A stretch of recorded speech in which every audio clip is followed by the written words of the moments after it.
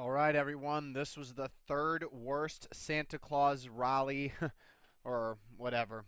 I guess you do the 5 trading sessions before the beginning of the year and the 2 after. This is the third worst going back to the 1950s, and this is the worst 7-day session Santa Claus rally period since 1999. The Nasdaq sold off today, breaking below the 50-day moving average. Volume was just a tad above average, but either way, it was ugly. I don't care if volume would have been missing completely today. And of course, we have mixed readings. MACD bullish, TSV bearish. I tell you what, if that's ever a time to step away from the market, this is it. So, not a good showing. The Nasdaq has switched to a neutral position. Russell 2000, same thing. TSV going one way, MACD going the other. Neutral condition there.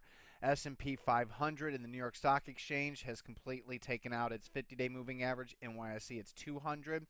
We will need to see a successful retest of these December lows. If we break through the December lows, October lows come into play. But the bottom line is same thing showing up. Divergences in my internal indicators. So it's a neutral condition across the board in all of these time frames and all these indexes. Stochastics is starting to roll back lower on the Dow Jones Industrial Average. If you look at the bottom one, S&P 500, NASDAQ, and Russell 2000, so we can now see it's rolling over from overbought levels.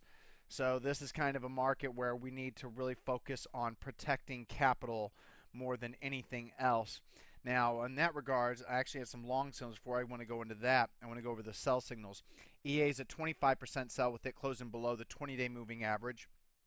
ALOG is a 75% sell with it closing below the low day of the signal date, but still holding the overall support, still with it losing green bop. 75% of it is gone. AVGO is a 25% sells it. This is the first time it's closing below its 20-day moving average. Just want to protect. I mean, remember, if any of these reverse, we get right back in. No, not a big deal.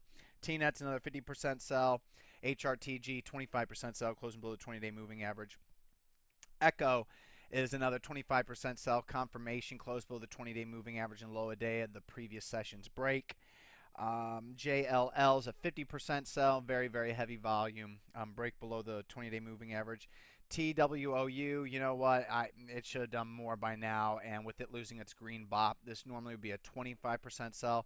I'm increasing it to 50. Once again, if it reverses, just like we did with Kite, remember, Kite was, I believe, a 50% sell here. 2 days later, fully reverses. We add back the position, and everything's working well with Kite. So with TWOU, same thing.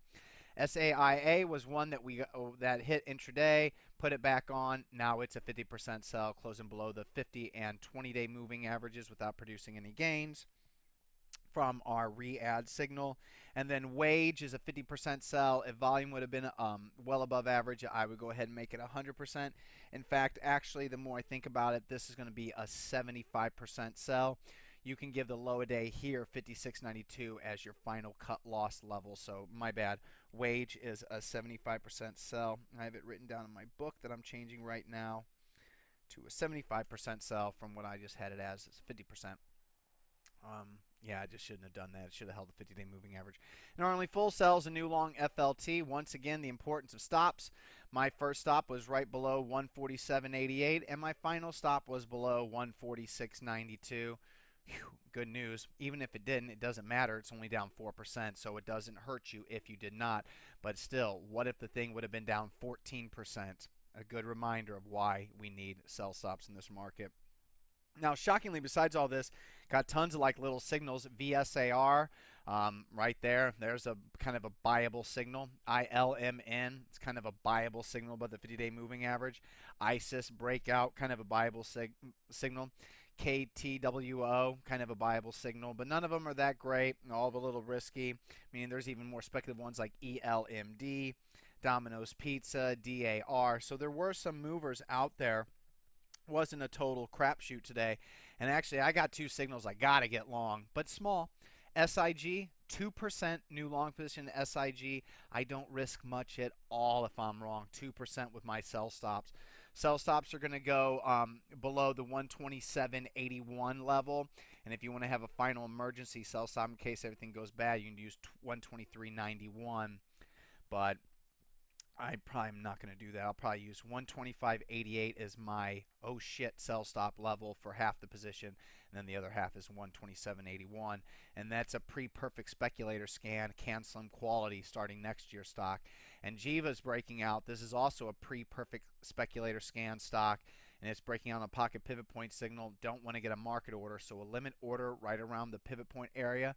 That's around 98.48, 98.50, 99. I wouldn't pay more than 99 for this in this market environment now that we are under a neutral condition. And then also, only for you video guys, I'm going to go ahead and also do 1% in TTOO. I know it's the same as Jiva, and Jiva is a much higher quality, but TTOO actually has a little bit of a better technical pattern to me. And once again, if I'm wrong, I don't risk much. My first cut loss level I'm going to put at the intraday wise below 1865, and then the final one will go below 1801. If it works, it works. If it doesn't, we don't risk that much. But the bottom line is it's capital preservation. About half of my long positions, I'm going to have to go check on the sell stops, which means it's going to be a long night of working with my orders. But that's how you prevent big losses. And like I said, FLT is another case in point besides lock. I mean, lock was the most recent one. It was our only real long signal in 6 sessions.